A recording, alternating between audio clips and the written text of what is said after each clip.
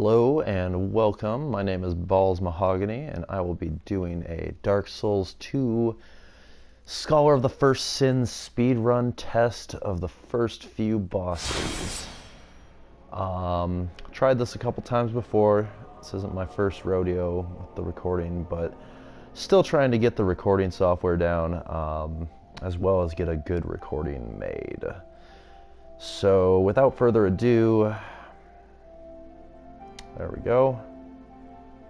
I guess a little bit of a slow start here today, I guess. I wonder why that is.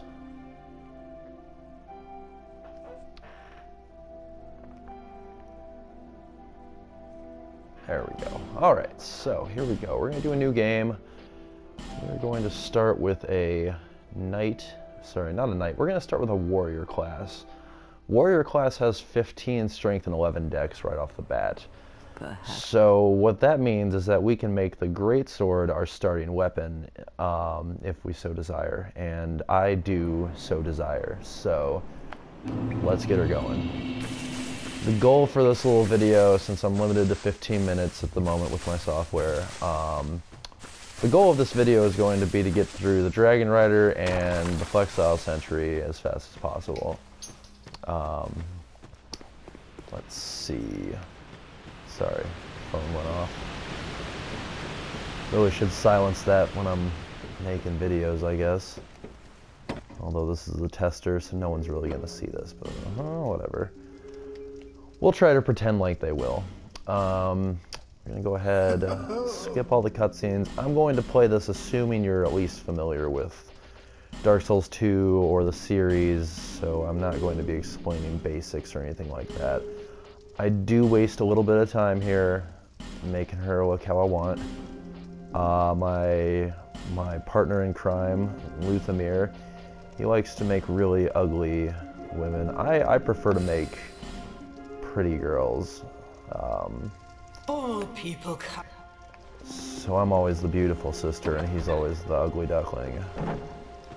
Alright, let's go. We're going to skip the torch, skip the fire. A torch is useful for getting through no man's, but not necessary. I did a couple runs a minute ago playing around with this and didn't really have an issue getting it, so we're just going to save some time and skip those. And like I said, this is a test, but ultimately what I would like to do is to get a route plotted for a 4 Great Souls speed run through the entire game.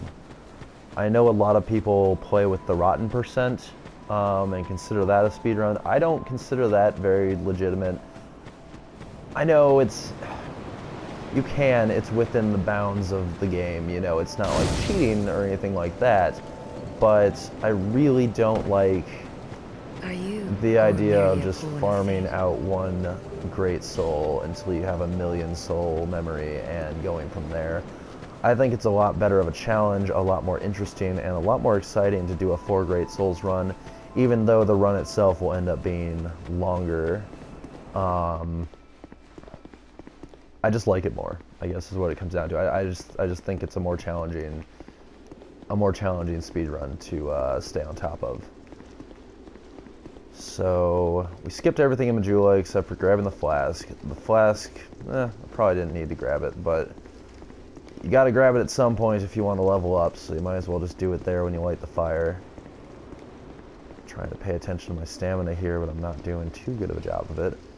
Alright, here we are going to remove all of this stuff and head on in. No matter how I play, I usually do the Dragon Rider first. The quick kill is one of the easiest ones in the game to pull off, and having 12,000 souls right off the bat to start the game is very, very useful. I mean, even in my no-level runs, I still do the Dragon Rider first when I'm not leveling up. Oh god, there we go. Guy always makes me nervous. That guy can be a real piece of shit. Cost you some time if he catches you with one of his swings. Let's see. these guys. I'm not sure if that jump to the right is possible anymore on Scholar. I know it was possible on the PS3 version, but I hated that jump. You know, the one from there to there. Yeah, fucking hated that jump. Oh god. There we go. All right, let's do this. Set this up quick. Yep, there we go. And whoop, off he goes. Perfect quick kill right there. I think that was the minimum amount of time you can kill him from coming through the fog door to getting him dead. I'm pretty sure that's the least amount of time it can be done in. Are you from? We are going to talk to Licia because we need to get her to move back to Majula so we can go to the Copes. To a place I expect. And that'll do it. Exhausted her dialogue. And moving on. Pop a little gem there. So a lot of people say, you know, well, you can just kill Licia to get that item, and that's very true, but this is a speed run strat I'm working on, so killing her at a low level, even killing her at a high level, is a pain in the ass. Between her healing and her force miracle that will knock you back, if not one-shot you, she's a tough encounter, and I usually save killing her until I get the cracked eye orb at the undead crypt, and then I'll go take her out, because who likes a lying traitor anyways? So as far as Licia goes, though, it's basically been confirmed that she is the Nameless Usurper. I know in at least Scholar, in the Scholar edition, if you kill her, the Nameless Usurper will no longer invade. Just like if you kill Navlan, Navlan? I don't know. Like you kill the sorcerer who gives you the assassin quests in Aldia's Keep. If you kill him after releasing him, he will not invade you because he's dead. So it used to be that if you killed Licia before Scholar or a certain patch, I have to look that up. It used to be if you killed Licia, the usurper would still invade. So everyone was kind of like, well, she looks a lot like the Nameless Usurper, but if Licia is dead, how is she invading? And they've fixed that. So now, to me, that's basically confirmation from FromSoft saying, you know, Licia is the Nameless Usurper. And it would make sense in the lore perspective too, because Licia is a traitor. She's branded. She's not a good person. The cracked eye orb looks at her as being a traitor. I'll look up the exact lore. Oh shit, this could be bad. Alright, we might not make this. Oh god. So here we go, here we go. He breaks that wall, we got 2, 3, 4 seconds. There we go. And I died. But I got the Great Sword, so that's fine. We'll just skip Flexile for now. The Great Sword is really all I wanted. Let's head back to the forest and do that. I guess I shouldn't have even lit the fire in No Man's. I could have just been right back at Majula now. But oh well, a work in progress, you know. So here we go. Gonna head back to Majula.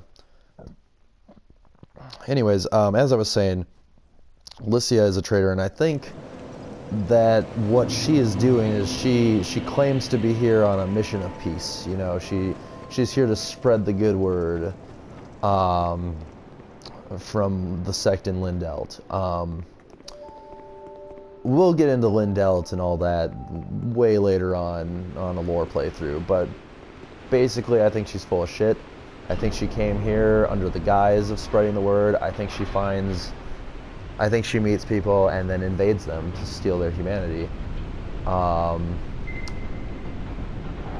And that would definitely cause her to be branded as a traitor, you know, like, The cracked eye orbit reminds me of, oh, what was his name? What was his name? Lautrec in Dark Souls 1. He was the one who murdered the Firekeeper to steal her soul. And I think that had something to do with him getting into Anne Orlando. But he has a similar item to the cracked red eye, or the cracked orb. The cracked eye orb, sorry, I can't talk today. He has a very similar item to that, that allows, well, he doesn't have it. You find a similar item to that that allows you to invade him, invade the world of the deceitful, the traitor.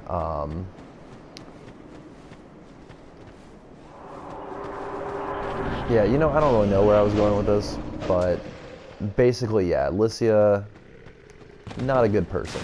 Definitely not somebody you want in your corner. She will stab your ass in the back.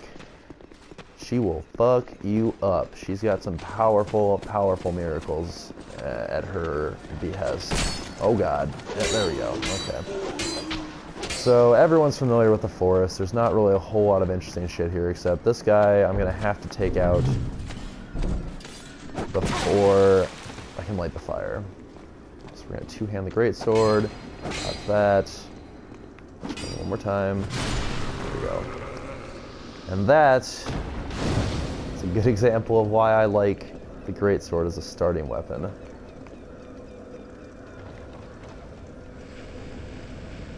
Now I realize I have 12,000 souls sitting down at No Man's Wharf. We will go back and get those eventually, but as of right now, I'm not really not worried about it. Jesus. These guys are basically one-shots with the greatsword if you get them on a counter. By that, when they're in their recovery animation of their swing, or I believe directly before their swing, like when they wind up for it. I have to take out this guy. There's no question about it. Helps to let him hit the barrels like that. There we go. No problem.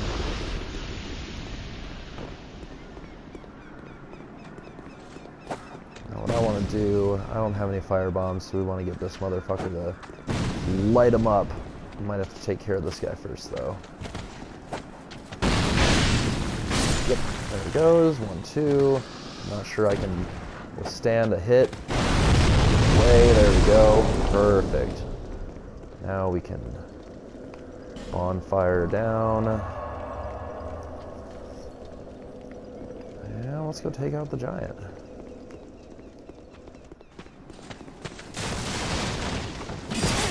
Ooh. I'm a little out of practice. Don't judge me.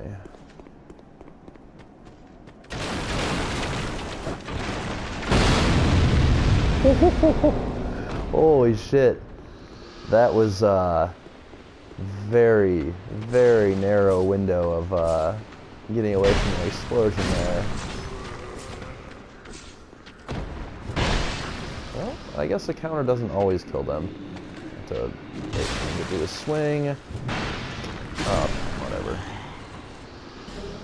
Maybe this would be better not known as a speed run. Maybe this would be better known as just an alternate route. Because even when I'm not trying to speed through the game, this is still how I play the start. Very specific method. A lot of times I'll go do the Flexile Sentry first, but I fucked that up. So now we're going to take care of Mr. Last Giant. Really must be leading a pretty lonely existence, so let's put him out of his misery, shall we? There we go. Fuck this asshole. Just gonna run right past and cross the barrier. And here we go.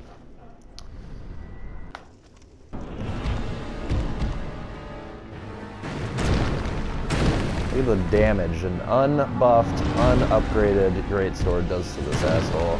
It is absurd.